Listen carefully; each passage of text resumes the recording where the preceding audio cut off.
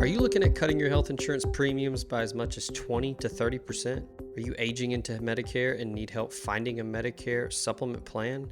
Call Drew Moak of USA Benefits Group at 601-953-8449. Drew is an Ole Miss grad located in Mississippi and licensed in 7 states. He works with the nation's second largest health insurance brokerage with access to 35 different carriers, and he can help you with any of your health insurance needs. From regular health plans to life insurance to dental and vision and even Medicare, he has it all covered. Now more than ever, it is critical to have a health insurance agent who is local and accessible. So call Drew Moak at 601-953-8449 and get your free quote today. Talk of Champions, short sessions. Long story short. Welcome in to another edition of Talk of Champions Short Sessions. I am your host, Zach Berry. This one, a little bit of a little emergency recording, a little emergency pod action as Chris Beard and Ole Miss added their first 2025 commit on Wednesday. 4-star shooting guard Patton Pinkins out of Friendship High School in Texas. We've got Jamie Shaw on the line to talk about him. But before we bring Jamie in, I do want to remind you, show brought to you by USA Benefits Group and Drew Moak. If you're wanting to find a Medicare supplement plan, look no further than Drew Moak. Give him a call, 601-953-8449. He's located in Mississippi. He's an Ole Miss guy, licensed in 7 states, and he's with the nation's second largest health insurance brokerage. He's got access to 35 carriers. He can help you with anything from dental to vision, Medicare, life insurance, all of that and more. It's critical to not only have a health insurance agent you trust, but one that's local and accessible as well.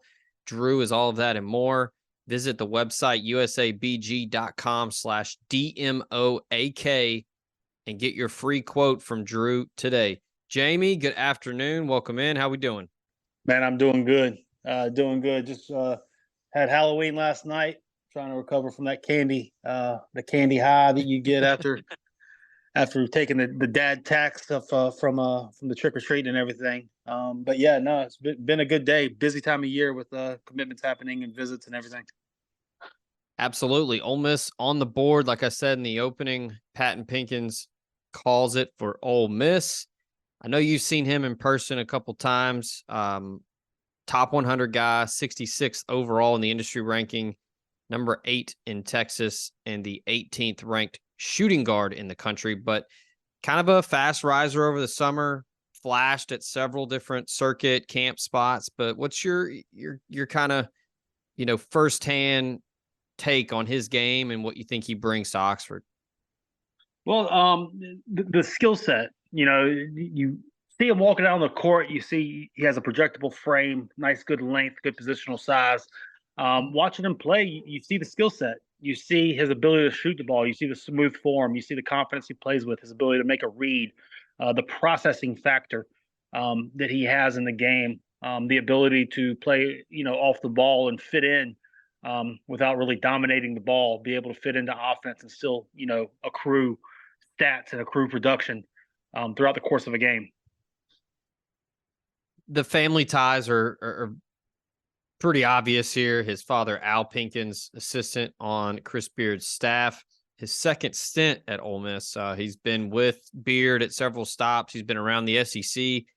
He's one of the vets in the conference when it comes to being on that bench and coaching. But outside of that, Pinkins told me that the plan for him at Ole Miss and what Chris Beard is building and how he believes he fits in their attack, and the big word in Oxford is culture.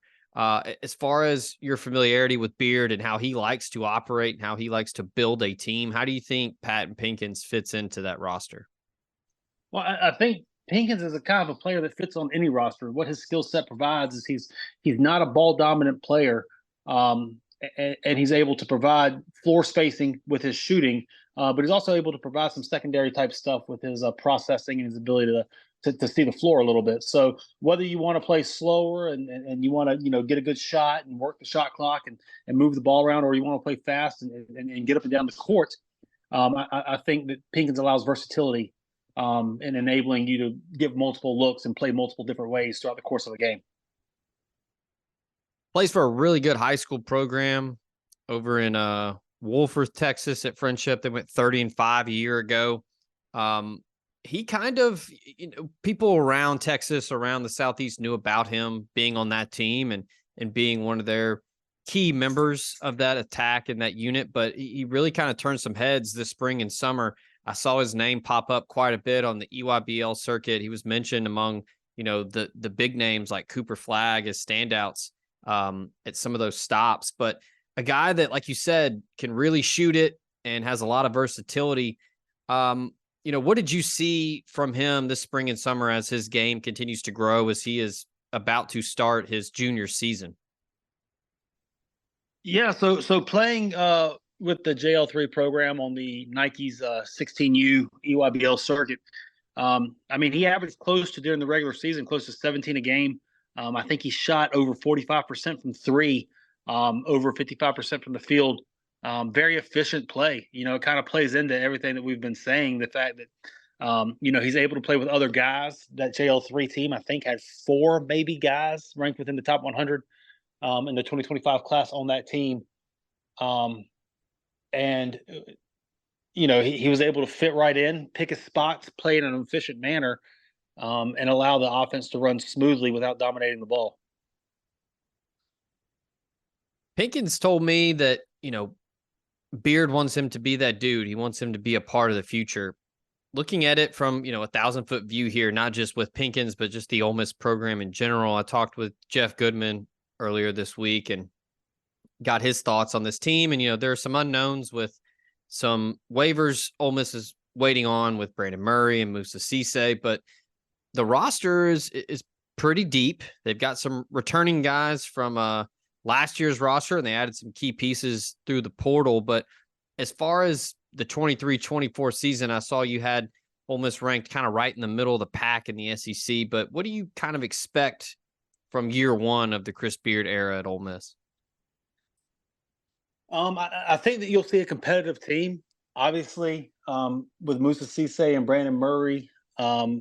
If they're able to get them back, it's a completely different looking team from, if they don't have them. But still, I mean, you have talent.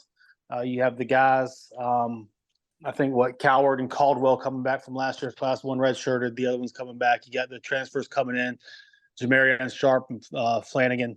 Morrell back, and then you get we'll see what Austin's able to give at the point guard spot. I mean, there's talent, 4 stars, high school recruits all over the court there.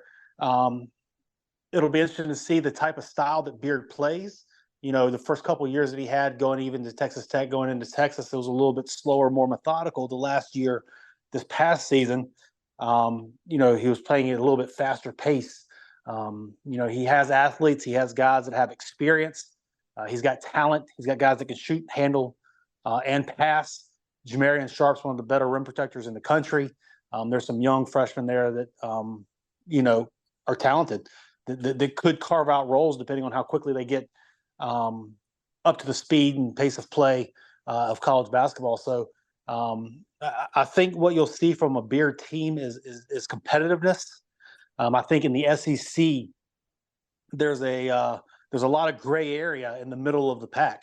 I think there are tiers. There's a top tier, but I think the middle tier kind of spans, maybe from the 3, 4, 5 area to possibly the 8, 9, 10, 11 area. And that whole group on any given night can win, could win or not, or could even fall in any order at the end of the season, depending on a 1 or 2 game swing, getting hot at the right time, injuries, whatever the case may be. I think there's a huge gray area in the middle of the SEC right now that Ole Miss falls in, that could, they could go anywhere within that group. So again, I keep going back to the word competitive, but I think this first year Ole Miss Chris Beard team will be competitive. I think that they will win some games that are exciting. I think they'll be in some games that are exciting. And I think they'll continue to be involved with these type of 4-star recruits like a Patton Pinkins, that they continue to be able to be involved with. You mentioned being involved with those high-level recruits in September. A little bit of a shocker. I don't know. I mean, I didn't think it would happen that quickly, but LeBaron Filling commits to Kansas. So it seems to be pretty locked in there. As an Ole Miss fan, you have to kind of tip your cap there when Bill Self dips in and gets somebody here after the run that he's put there in Lawrence is pretty impressive. So hard to argue that. But looking at the rest of this 24 class, I know some sources have told me Ole Miss is kind of in neutral right now. They're wanting to kind of see what they've got on the roster and then make some decisions there and kind of, evaluate what they already have and then see what they need. But are there any other 24 names out there that Ole Miss fans need to at least bookmark or keep an eye on? Yeah, I think one player to possibly just see what's going on with is Travis Perry, the guard out of Kentucky. He's taken a few visits, Michigan, Missouri, Ole Miss. I think he visited both Kermit and Chris Beard at Ole Miss. In Cincinnati. Yeah. He's been on campus at Kentucky a few times. He's I think got another possibly something coming up to Michigan. But I think that's a name to kind of see what happens over these next week or two, heading into the early signing period that starts November 8th. I think that there could be some positive momentum possibly with Perry and the Rebels. He seemed to have a pretty good things to say about him throughout the process. So that would be one name to kind of monitor and see how things shake. Looking at 25, I know it's a ways away. They just got one today in Patton Pinkins. Couple other names that have taken visits to Ole Miss and are interested. Tyus Jordan, the small forward out of Georgia, was in town last weekend. Terry and Burgess, a power forward from Arkansas, has been in town. The big one, though, Trey McKinney, he was slated for an OV at the end of September, was unable to make it. They're working on getting that rescheduled, but that's a big one. Number 11 overall in the 25 class. What's the buzz around him? He's from Michigan, so you have to figure Tom Izzo and the Spartans will be involved. But what have you heard about him lately? It's so far out, I guess, in the 2025 recruitments. I think Pinkins might be possibly the third, maybe fourth top 100 player that's committed in 2025. These kids are, some of them haven't even been on an official visit yet. There's, just starting their visit trees and all that type of stuff too in 2025, because a lot of the schools, they're trying to figure out what they're doing with 2024 right now. Mm-hmm. Going in, there's still, I think I calculated 49 players in 2024 that are uncommitted. Wow. in the On3, the top 150 of the On3 industry ranking. So a lot of schools are still pressing on 2024 right now. So 2025 is just such a long way off. Obviously, you need to get started. You need to start getting familiarity and build relationships, get these kids on campus and see what they have. But as to say of any players, with a lot of these players in the 2025 class, I feel like with most of them, that will change probably a few times as the process goes on. All right, that is Jamie Shaw of On3. You can keep up with him and all of the comings and goings in college basketball recruiting at Jamie Shaw 5 on Twitter, and also, of course, at on3.com. We've got full coverage of the Patton Pinkins commitment at omspirit.com. We've got a interview with him. You can read all of that and more. And, of course, we will have more coverage leading up to Ole Miss's game against Texas A&M this weekend on the gridiron as the Rebels host the Aggies at 11 a.m. on ESPN at Vaughn Hemingway Stadium. Jamie, we appreciate the time. I know you're as busy as anyone these days. So thanks again for jumping on, and we'll talk to you again soon. Zach, I appreciate it. Thank you.